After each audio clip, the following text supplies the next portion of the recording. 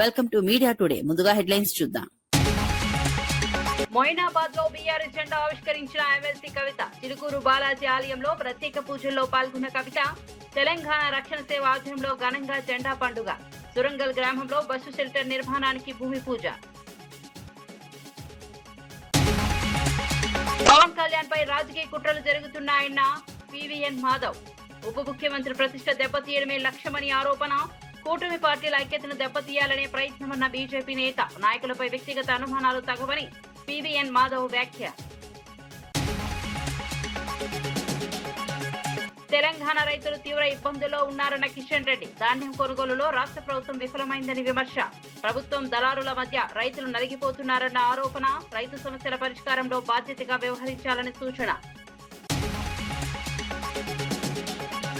కాంట్రాక్టుల కేటాయింపులపై ప్రభుత్వం స్పష్టత ఇవ్వాలన్న కేటీఆర్. 72% రిజర్వేషన్ హామీ అమలుపై ప్రశ్నించిన బీఆర్. అడుగు వర్గాలకు అందిన ప్రయోజనాలపై వివరాలు కోరిన కేటీఆర్. రాష్ట్ర నిధుల వినియోగంపై శ్వేతపత్రం విడుదల చేయాలని డిమాండ్.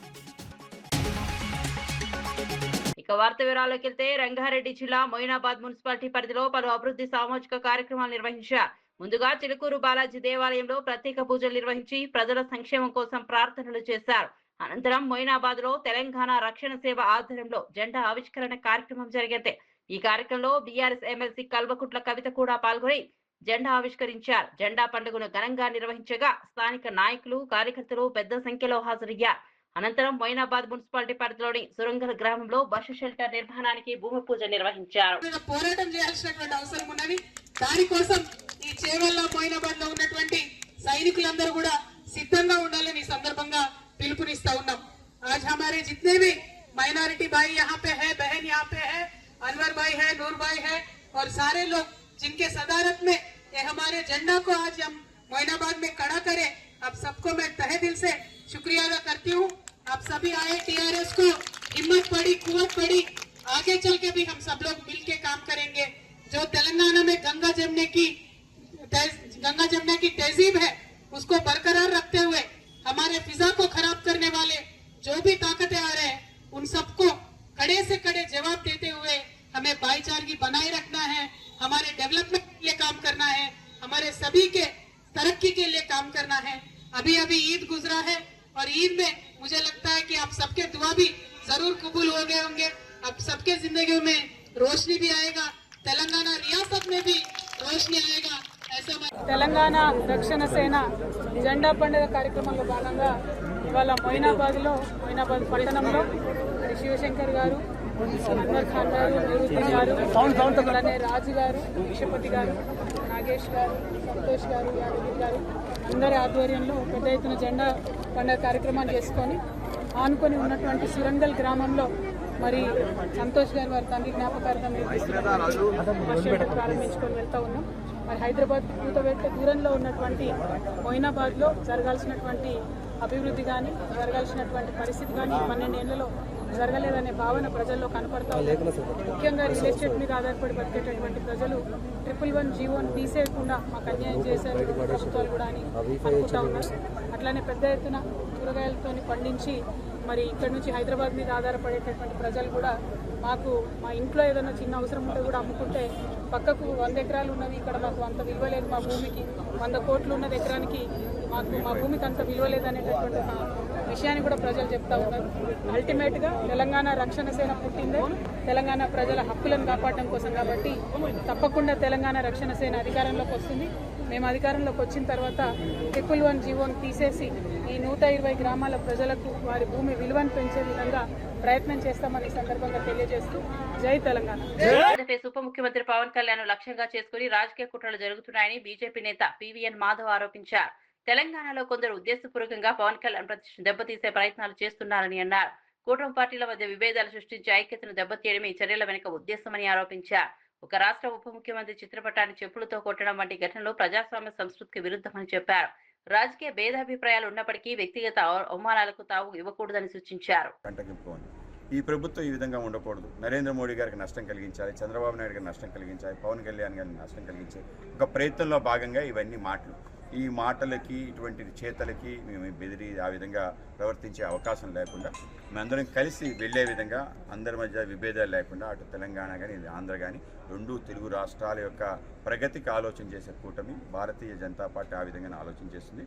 కనుక ఇటువంటి ప్రలాపనలు ఏవైతే ఉన్నాయో విరుద్ధ ప్రలాపనలు వాటిని ఆ విధంగానే దాన్ని తిరస్కరిస్తూ దాన్ని ఎక్కడ కూడా ఆలోచనలు పెట్టుకోక ముందుకెళ్ళాలి. సార్ పవన్ కళ్యాణ్ చిత్రపటాన్ని చెప్పులతో కొట్టి దాన్ని ఎలా చూస్తారు సార్? అంటే ఇవన్నీ కూడా దాష్టికాలు అవి చేయడం వల్ల ఏదో జరిగింది అనుకుంటే కానీ నష్టం చేకూరుస్తున్నారు. కేవలం మా ప్రాంతంలో ఈ ప్రాంతంలో ఇటువంటి ఆలోచన కూడా తప్పు. దీన్ని సమసిపోయిన వివాదాన్ని మరింత రెచ్చగొట్టే ఒక ప్రయత్నం చేస్తున్నారు. కనుక ఈ యొక్క ఆలోచనని విరమించుకోవాలి. ఎవరెవరైతే చేస్తున్నారో వాళ్ళందరినీ కూడా రేవంత్ రెడ్డి గారు కానీ మిగతా వాళ్ళు కానీ ఆలోచన చేసుకోవాలి. దానివల్ల ఏం జరుగుతుంది నష్టం వాళ్ళకే జరుగుతుంది. కనుక ఆ నష్టాన్ని నివారించాలంటే వాళ్ళు కొంత ఆలోచన చేయాలి. పక్క రాష్ట్రంలో ఉండే ముఖ్యమంత్రి పట్ల ఆ విధంగా వ్యవహరించడాన్ని మేము తీవ్రంగా ఖండిస్తున్నాం. దేశమంతా ఒకటే భారతీయ జనతా పార్టీ దేశమంతా ఒకటి. ఎవడు ఎక్కడైనా ఉండొచ్చు, ఎక్కడైనా జీవించవచ్చు, ఎక్కడైనా పరిపాలించవచ్చు. ఎవడు అడ్డుకోలేడు. ఎవడు అడ్డుకోవాలనుకుంటే వాడే సమస్య. తెలంగాణలో రైతులు తీవ్ర ఇబ్బందులు ఎదుర్కొంటున్నారని కేంద్ర మంత్రి కిషన్ రెడ్డి ఆరోపించారు. రాష్ట్ర ప్రభుత్వం ధాన్య కొనుగోలు వ్యవస్థను సమర్థవంతంగా నిర్వహించలేకపోయిందని విమర్శించారు. ప్రభుత్వం దళారుల మధ్య రైతులు నలిగిపోతున్న పరిస్థితి ఏర్పడిందని అన్నారు. పంటను విక్రయించుకునేందుకు రైతులు అనేక సమస్యలు ఎదుర్కొంటున్నప్పటికీ ప్రభుత్వం స్పందించడం లేదని ఆరోపించారు.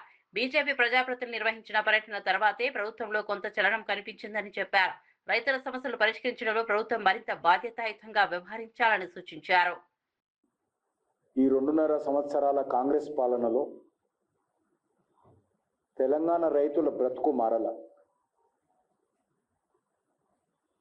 తెలంగాణ ప్రభుత్వము రైతాంగం పట్ల అవలంబిస్తున్నటువంటి విధానం మారలే. అనేక రకాల హామీ ఇచ్చి అధికారంలోకి వచ్చినటువంటి కాంగ్రెస్ పార్టీ తెలంగాణ రైతాంగం పట్ల ఎంత నిర్లక్ష్యంగా, ఎంత నిస్సిగ్గుగా వ్యవహరిస్తుందో ఈరోజు ధాన్యం ప్రొక్యూర్మెంటు ఈ ప్రభుత్వ పనితీరుకు, రైతాంగం పట్ల వాళ్ళకున్నటువంటి చిత్తశుద్ధికి అర్థం పడతా ఉంది.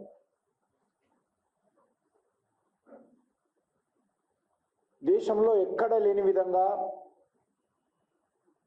తెలంగాణ రాష్ట్రంలో తెలంగాణ ప్రభుత్వము, రైస్ మిల్లర్లు, అధికారులు, దళారీల మధ్యలో తెలంగాణ రైతులు విలవిలలాడుతా ఉన్నారు. రాజకీయ విమర్శలు, వ్యక్తిగత దూషణల అంశంపై ప్రొఫెసర్ నాగేశ్వరరావు చేసిన వ్యాఖ్యలు చర్చనీయాంశంగా మారాయి. తనపై కేసులు నమోదు చేస్తున్న ప్రభుత్వం ప్రజాప్రతినిధులపై ఎందుకు చర్యలు తీసుకోవడం లేదని ఆయన ప్రశ్నించారు. పవన్ కళ్యాణ్ ను లక్ష్యంగా చేసుకుని కొందరు కాంగ్రెస్ ఎమ్మెల్యేలు తీవ్ర వ్యాఖ్యలు చేసిన సందర్భాలను ప్రస్తావిస్తూ అలాంటి వ్యాఖ్యలపై ఎందుకు స్పందించడం లేదని నిలదీశారు. పవన్ కళ్యాణ్ అభిమానులు కూడా ఈ అంశంపై స్పందించాల్సిన అవసరం ఉందనే అభిప్రాయం వ్యక్తం చేశారు. రాజకీయ విభేదాలు ఉన్నప్పటికీ వ్యక్తిగత దూషణలు, అవమానకర వ్యాఖ్యలు ప్రజాస్వామ్యానికి మంచివి కావని చెప్పారు. ఒకరిపై ఒకరికి భిన్న అభిప్రాయాలు ఉండవచ్చని, కానీ చట్టం అందరికీ సమానంగా వర్తించాలనే సూత్రాన్ని పాటించాలని సూచించారు. నా బిడ్డలను ఎవరినైనా కానీ ముట్టుకోవాలని మీరు ఆంధ్ర నుంచి ఇక్కడికి వస్తే మళ్ళా గోబాయ్ ఆంధ్ర అని చెప్పేసి మేము స్టార్ట్ చేసినామంటే మీరు ఇక్కడ ఉండలేరు. అయినా కానీ అమరావతి అన్ని పైసలతో ఎందుకు కట్టుకుంటున్నారు? అందరు తెలంగాణలో ఉంటున్నారు కదా. ఆ పైసలు ఏదో మాకు తెలంగాణ జడ్చలలో ఒక 5,000 ఎకరాలు ఇస్తా, ఆ రాజధాని రెంట్ 99 ఏళ్ళ లీజ్ ఇస్తా, మీకు ఇక్కడనే ఉన్నారు, హైదరాబాద్ ఉన్నట్టుంటది, ఇక్కడ నుంచి ఆంధ్రాని పాలన ఇచ్చినట్టు ఉంటుంది మీకు. అందుకే కాబట్టి ఇష్టం వచ్చినట్టు మాట్లాడితే మాత్రం ఊరుకునేదే లేదు మా తెలంగాణ వాళ్ళ పైన. మళ్ళీ రేపు నాకు డౌట్ కూడా వస్తుంది, రేపు వైఎస్ జగన్ ఏమైనా ఎక్కువ ప్యాకేజ్ ఇస్తే జగన్తో ఉంటాడేమో అని కూడా నాకు డౌట్ ఉంది. రాష్ట్రంలోని కడ్వా కాస్వాల్లో నిర్వహించిన నేషనల్ డిఫెన్స్ అకాడమీ 150వ కోర్సు పాసింగ్ అవుట్ పరేడ్ ఘనంగా జరిగింది. ఈ కార్యక్రమానికి భారత army chief general Upendra Dwivedi ముఖ్య అతిథిగా హాజరయ్యారు. ఈ సందర్భంగా ఆయన కేడెట్లను ఉద్దేశించి మాట్లాడారు. మే 2025లో పాకిస్తాన్ ఉగ్రస్థావరాలపై నిర్వహించిన ఆపరేషన్ సింధూర్ దేశ సత్తా, సైనిక సామర్థ్యానికి నిదర్శనమని చెప్పారు. శత్రువుల కవ్వింపు చర్యలకు భారత్ గట్టి సమాధానం ఇవ్వగలదని ఆ ఆపరేషన్ నిరూపించిందన్నారు. ఆధునిక యుద్ధాలు, హైబ్రిడ్ వార్ పరిస్థితుల్లో సైనికులు చురుకైన ఆలోచన, సాంకేతిక పరిజ్ఞానం కలిగి ఉండాలని సూచించారు. దేశ రక్షణలో కొత్త తరం అధికారులు కీలక పాత్ర పోషించాలని ఆకాంక్షించారు. Dear officer cadets of the spring term, the world you are stepping into does not pause for introductions. The boundary between competition and conflict has blurred. Threats today do not always arrive in uniform or on a declared front. From contested gray zones to the high velocity warfare, today's security environment demands that those who serve must think sharply as they act. Operation Sindoor demonstrated that and set the benchmark where national will was expressed with precision and resolve, defining how Bharat responds to provocation. That standard now belongs to you to uphold. The integrated response you witnessed in Operation Sindoor was built on exactly the kind of foundation NDA lays down.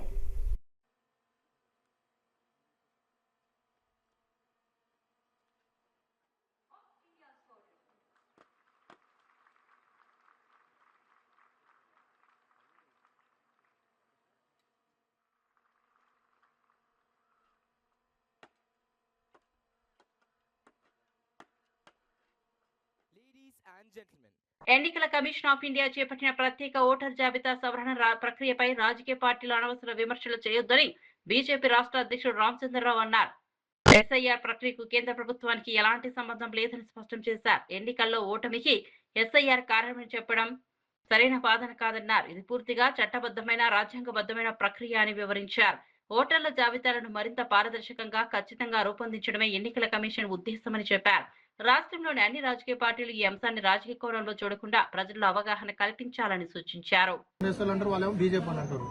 ఈ యొక్క కొనుగోలు ఒక ప్రక్రియ ఏ విధంగా ఉంటుందంటే, ముందు రాష్ట్ర ప్రభుత్వం కేంద్ర ప్రభుత్వానికి ఇండెంట్ పంపిస్తారు.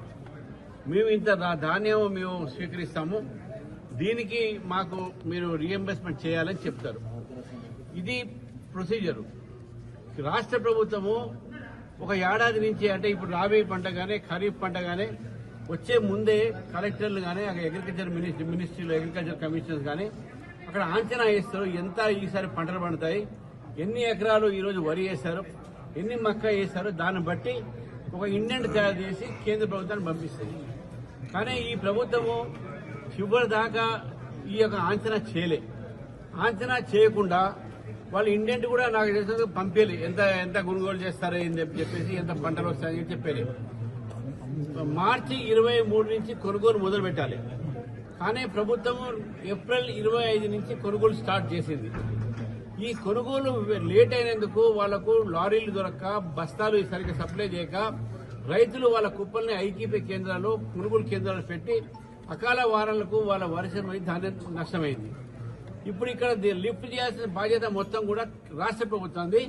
రాష్ట్ర ప్రభుత్వాన్ని పెట్టే ఖర్చు ఏదైతే ధాన్యం ప్రొక్యూర్మెంట్ ఉంటుందో అది మొత్తం కూడా ఒక్కొక్క పైసాతో సహా కేంద్ర ప్రభుత్వం. తెలంగాణ ప్రభుత్వం బీఆర్ఎస్ నాయకులపై అక్రమ కేసులు నమోదు చేస్తోందని మాజీ ఎమ్మెల్యే బాల్కసుమన్ ఆరోపించారు. ప్రతిపక్ష నాయకులను అరెస్ట్ చేయడంపై చూపుతున్న శ్రద్ధను ఎన్నికల సమయంలో ఇచ్చిన హామీల అమలుపై పెట్టాలని డిమాండ్ చేశారు. కాంగ్రెస్ ప్రకటించిన 6 గ్యారంటీలు, ఇతర హామీలు, డిక్లరేషన్ల అమలులో ప్రభుత్వం విఫలమైందని విమర్శించారు. ప్రజలకు ఇచ్చిన మాటలు నిలబెట్టుకోవాల్సిన బాధ్యత ప్రభుత్వంపై ఉందన్నారు. రాజకీయ కక్ష సాధింపు కోసం కేసులు నమోదు చేసినా బీఆర్ఎస్ వెనక్కు తగ్గదని స్పష్టం చేశారు. ఎన్ని ఒత్తిళ్లు తీసుకొచ్చినా ప్రజా సమస్యలపై పోరాటం కొనసాగిస్తామని చెప్పారు. చివరికి న్యాయం, ధర్మమే గెలుస్తాయని ఆయన విశ్వాసం వ్యక్తం చేశారు. అంతిమంగా నేను ఒకటే కోరుతా ఉన్న కాంగ్రెస్ ప్రభుత్వ పెద్దల్ని, సరే వల్ల మరి ఇప్పటికి నన్ను జైలుకు పంపిస్తున్న రేవంత్ రెడ్డికి, మంత్రి వివేక్ ఇప్పటికైనా మరి కడుపు మంట సల్లారుతుందో ఏందో చూడాలి.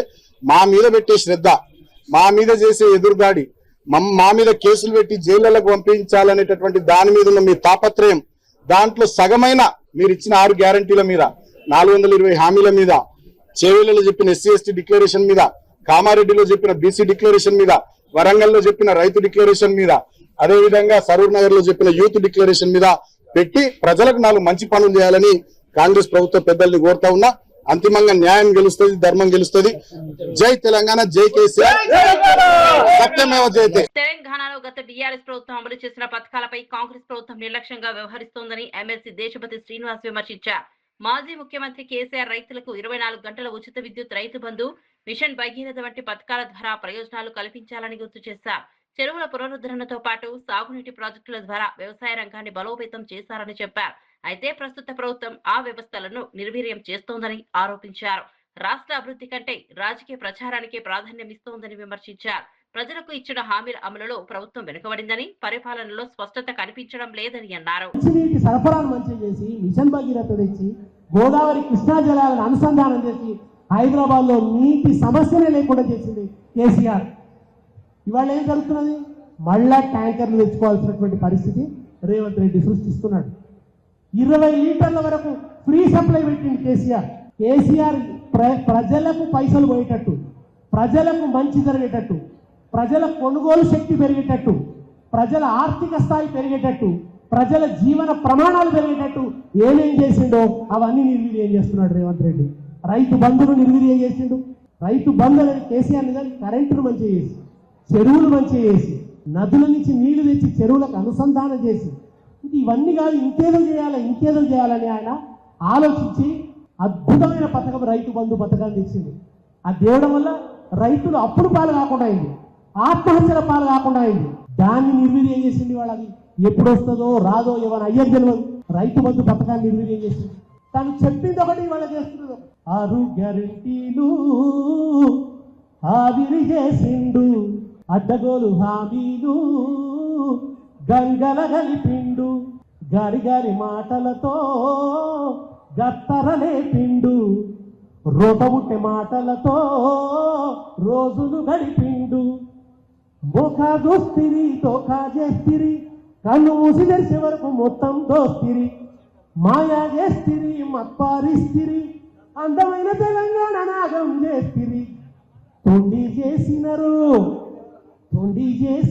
కొడుక, మొండి చెయ్యి చూపినరు కొడుకు. టీడీపీ అధినేత చంద్రబాబు నాయుడుపై మాజీ మంత్రి అంబటి రాంబాబు తీవ్ర విమర్శలు చేశారు. తన రాజకీయ ప్రయాణంలో చంద్రబాబు అనేక సందర్భాల్లో పార్టీలు నాయకత్వాలపై భిన్న వైఖరులు ప్రదర్శించారని ఆరోపించారు. ఎన్టీ రామారావుతో ఉన్న సంబంధాలు అనంతరం జరిగిన రాజకీయ పరిణామాలను ప్రస్తావిస్తూ వ్యాఖ్యలు చేశారు. ప్రస్తుతం వైఎస్ఆర్ కాంగ్రెస్ పార్టీపై చేస్తున్న విమర్శలకు ముందు తన రాజకీయ చరిత్రను గుర్తు చేసుకోవాలని సూచించారు. ప్రత్యర్థి పార్టీలపై విమర్శలు చేయడం కంటే ప్రజలకు ఇచ్చిన హామీల అమలుపై దృష్టి పెట్టాలని అన్నారు. రాజకీయ ప్రయోజనాల కోసం తప్పుడు ప్రచారం చేస్తున్నారని ఆరోపించారు. మన దొడ్డిదోని వచ్చాడు, కాంగ్రెస్ పార్టీని కసక్కమని పొడిచేశాడు. వెనక నుంచి ఇందిరాగాంధీ గారు భిక్ష పెడితే మంత్రి చేస్తే అలాంటి కాంగ్రెస్ పార్టీని వెన్ను పోటు పొడిసి కసక్కమని వచ్చి దొడ్డిదారిన ఎన్టీ రామారావు గారి దగ్గర చేరాడు. చేరుడు అట్ట ఉన్నాడా? పాపం ఏ మాటకు ఆ మాట చెప్పాలి. దగ్గుపాటి వెంకటేశ్వరరావు గారు, ఎన్టీ రామారావు గారు పార్టీ పెట్టిన దగ్గర నుంచి దగ్గుపాటి వెంకటేశ్వరరావు గారు ఆ పార్టీని కాపాడుకుంటూ వచ్చాడు. ఆయనతో పాటు ఆయనే కదా హరికృష్ణ, వీళ్ళిద్దరు ఉన్నారు. వాళ్ళిద్దరిని తొక్కేశాడు. తొక్కేసి ఈయన వచ్చాడు. వచ్చాడు ఏం చేశాడు? ఎన్టీ రామారావుని కసక్కమని పొడిచేశాడు. పొడిచేసి అధికారం తీసుకున్నాడు. ఆ పొడవటానికి ఎవరిని అడ్డం పెట్టుకున్నాడు? దగ్గుపాటి వెంకటేశ్వరరావు గారిని, హరికృష్ణని, ఇద్దరిని అడ్డం పెట్టుకున్నాడు. అడ్డం పెట్టుకుని తొక్కేసి ఆయన చనిపోయిన తర్వాత ఇద్దరిని తొక్కేశాడు. మళ్ళా దగ్గుపాటి వెంకటేశ్వరరావు గారు రాజకీయవేత్త ఈ ప్రపంచంలో ఎవరైనా ఉన్నారు అంటే అది నారా చంద్రబాబు నాయుడు గారే.